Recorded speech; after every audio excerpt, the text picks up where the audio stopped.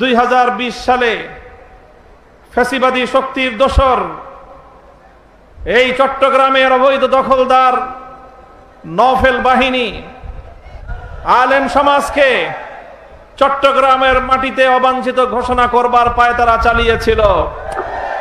বিনিময়ে আজ বাংলাদেশ থেকে আল্লাহ পাক রব্বুল আলামিন সেই অপশক্তিকে উৎখাত করে দিয়েছেন। চট্টগ্রামের প্রাণ কেন্দ্রে আজকে আল্লাহু আকবরের ধ্বনি প্রতিধ্বনিত হচ্ছে। যারা এভাবে সত্যের সঙ্গে পাঞ্জা লড়বার চেষ্টা করবে, এভাবে এই জমিন থেকে তারা উৎখাত হয়ে যাবে ইনশাআল্লাহ।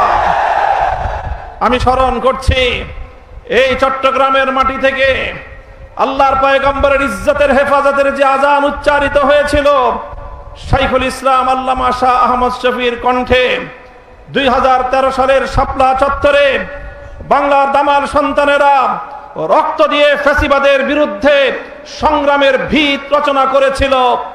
সেই শাপলা চত্বরের বীর শহীদানদের কেন্দ্রভূমি হাটহাজারী এবং এই উম্মতের আলেম সমাজের অন্যতম প্রাণ কেন্দ্র চট্টগ্রামবাসীকে আমি আন্তরিক অভিনন্দন জানাই। সেই সাথে আজকে বাংলাদেশ সরকারকে আমি উদাত্ত আহ্বান জানাই। 2026-27 সালের জাতীয় বাজেটে আমাদের অনেক সমালোচনা আছে।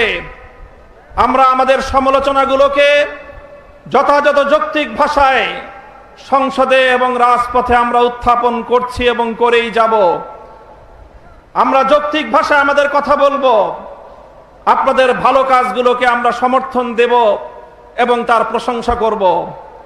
2024-এর জুলাই বিপ্লবের বীর শহীদ পরিবারগুলোকে এই বাজেটে সম্মাননা জানানো হয়েছে এবং শহীদ পরিবারদেরকে প্রতি মাসে সম্মানী ভাতা প্রদান করবার সিদ্ধান্ত গ্রহণ করা হয়েছে। এই সিদ্ধান্তকে আমি স্বাগত জানাই এবং সরকারকে সেজন্য ধন্যবাদ জানাই। তবে সেই সাথে বলতে চাই, 2024-এর বিপ্লবের ভিত রচিত হয়েছিল, পাটাতন রচিত হয়েছিল 2013 সালের শাপলা চত্বরে। সেই শাপলার বীর শহীদ পরিবারদেরকেও একই সঙ্গে রাষ্ট্রীয় সম্মাননা এবং স্বীকৃতির জোর দাবি জানাচ্ছি। যদি আপনারা সেটা করতে ব্যর্থ হন, তাহলে প্রমাণ হবে আপনারা প্রকৃত অর্থে ইসলাম, মুসলমান এবং মদিনার ইসলামের যে কথা বলেন, ধোঁকাবাজি ছাড়া আর কিছুই নয়। স্পষ্ট ভাষায় বলতে চাই, মাননীয় প্রধানমন্ত্রীকে বলবো, আপনাকে ব্যক্তিকেও সম্মান জানাই, আর বিশেষ করে শহীদ প্রেসিডেন্ট জিয়াউর রহমান বেগম খালেদা জিয়ার সন্তান হিসেবে আপনার প্রতি আমাদের বিশেষ সম্মান রয়েছে। আমরা সবিনয় অনুরোধ করব, বিভ্রান্তি সৃষ্টি করে ঘোলা পানিতে মাছ শিকার করবার শেখ হাসিনার রাজনীতি করবেন না। আপনি সুস্পষ্ট বিভ্রান্তি সৃষ্টি করছেন। আজকে আসার পথে শুনলাম কক্সবাজারে প্রধানমন্ত্রী তার বক্তব্যে বলছেন বিরোধী দল নাকি বাজেটে, জাতীয় বাজেটে মদের দাম এবং বিড়ির দাম বৃদ্ধি করে মদের উপর, বিড়ি সিগারেটের উপর অতিরিক্ত কর আরোপ করার নাকি বিরোধী দল অসন্তুষ্ট হয়েছে। নাউজুবিল্লাহ। আমরা পরিষ্কার ভাষায় বলি, প্রধানমন্ত্রী, আপনার মুখে এই ধরনের পাতলামি মোনাকা মার্কা বক্তব্য মানায় না। আপনি মদ নিষিদ্ধ করেন, আপনি জুয়া নিষিদ্ধ করেন, মাদকের সমূলে আক্র উৎপাদন করেন। বিরোধী দল আমরা আপনাকে সব ধরনের সহযোগিতা প্রদান করব। বিভ্রান্তি সৃষ্টি করবার চেষ্টা করবেন, রাজপথে আমরা মোকাবেলা করব। আপনি এভাবে একের পর এক বিভ্রান্তি তৈরি করছেন। আপনি বলছেন জুলাই সনদ অক্ষরে অক্ষরে বাস্তবায়ন করবেন।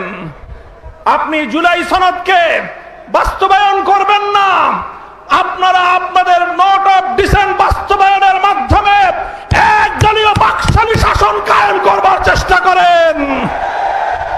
আমাদের পরিষ্কার বক্তব্য, গণভোটের মাধ্যমে বাংলাদেশের 70% মানুষ যে ম্যান্ডেট প্রদান করেছে, সংবিধান সংস্কারের মাধ্যমে সংবিধান সংস্কার পরিষদ গঠন করে সে রায় বাস্তবায়ন করার জন্য যা করতে হয় বিরোধী দল আন্দোলনের মাধ্যমে আদায় করে ছাড়বে ইনশাআল্লাহ।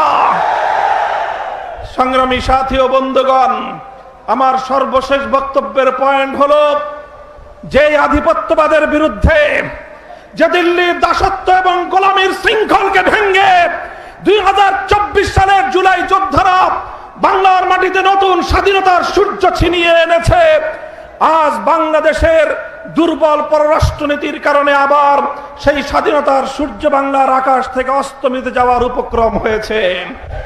সীমান্ত বন্ধ হচ্ছে, আর আমাদের শিলংয়ের মন্ত্রী সাহেব তিনি শিলংয়ে আমাদের সীমান্তে হত্যাকাণ্ডকে ঘুরিয়ে পেঁচিয়ে বৈধতা দেওয়ার অপচেষ্টা চালাচ্ছেন। তিনি বলছেন যে অবৈধভাবে সীমান্ত পাড়ি দেওয়ার সময় হত্যা করলে সেটা নাকি সীমান্ত হত্যা নয়। আমরা জনাব সালাউদ্দিন সাহেব স্বরাষ্ট্রমন্ত্রীর বক্তব্যকে ঘৃণা ভরে প্রত্যাখ্যান করি। আমরা আমাদের সীমান্তে নিরাপত্তা প্রতিষ্ঠা দেখতে চাই। বিজেপি বাহিনীকে বলবো, বাংলার মানুষ তোমাদের সাথে আছে, বীর বিক্রমে আমার বাংলার প্রতি ইঞ্চি মাটির স্বাধীনতাকে তোমরা রক্ষা করবে। আমার সর্বশেষ বক্তব্য, আপনারা দেখেছেন সাম্প্রতিক বাংলাদেশের জন্য ভারতীয় আধিপত্যবাদ প্রতিষ্ঠার সর্বশেষ এজেন্ডা হিসেবে বিজেপির একজন রাজনৈতিক ব্যক্তিত্বকে বাংলাদেশে তাদের কূটনীতিক হিসাবে প্রেরণ করা হয়েছে। তিনি বাংলাদেশে এসে 140 কোটি আর বাংলাদেশের 20 কোটি মিলিয়ে 160 কোটির এক আকাশ আর এক বাতাসের গান গেয়েছেন। গল্প মনে পড়ে যায়, ছোটকালে আমরা পড়েছিলাম, কুকুর এসে, শৃগাল এসে মোরগের সাথে বন্ধুত্ব পাতাতে চায়। বলে শৃগাল মোরগকে বলে, এসো আমরা দুইজন উজু করে নামাজ পড়ি। উজু করে নামাজ পড়ার বাহানায় শৃগাল মোরগকে ভক্ষণ করবে, এই হলো তার প্রত্যাশা। মোরগও চালাক, বলে যে ঠিক আছে আপনি উজু করেন, আমি গাছের ডালে উঠে আজান দেই। মোরগ যখন আজান দিয়েছে, মোরগের আজানের ডাক শুনে কুকুর আসতেছে।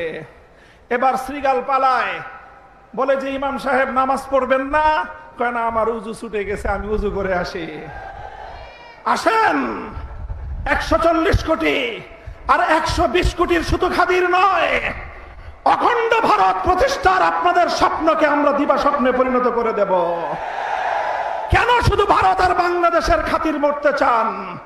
আমরা বলতে চাই, সেই মুসলিম শাসন আমলের আফগানিস্তান থেকে শুরু করে পাকিস্তান সহ, কাশ্মীর সহ, স্বাধীন বাংলাদেশ সহ গোটা উপমহাদেশ জুড়ে যদি আমাদের বাংলাদেশের স্বাধীনতার উপর হস্তক্ষেপ করতে চান, যদি মুসলমানদের স্বার্থকে যদি আপনারা গিলে খাওয়ার চেষ্টা করেন, গোটা উপমহাদেশ জুড়ে মুসলিম জাগরণ হবে, ভারত ভেঙ্গে খান খান হয়ে যাবে। ইনশাআল্লাহ বাংলাদেশের স্বাধীনতা অক্ষুণ্ণ থাকবে। বাংলাদেশের স্বাধীনতার উপর যদি, সার্বভৌমত্বের উপর যদি কোনো আঘাত আসতে চায়, সে হাত আমরা ভেঙ্গে গুড়িয়ে দেব ইনশাআল্লাহ। বাংলাদেশের স্বাধীনতার অতন্দ্র প্রহরী হিসাবে দেশের স্বাধীনতা রক্ষা করার জন্যে এবং 24 জুলাই বিপ্লবের ভিত্তিতে 47, 71, 24 চেতনার ভিত্তিতে আগামীর বাংলাদেশ গড়বার চলমান সংগ্রাম ইনশাআল্লাহ গন্তব্যে পৌঁছা পর্যন্ত রাজপথে থেকে আন্দোলন করতে প্রস্তুত থাকবেন তো? নাসরুম মিনাল্লাহি ওয়া ফাতহুন করিব। আসসালামু আলাইকুম ওয়া রাহমাতুল্লাহ।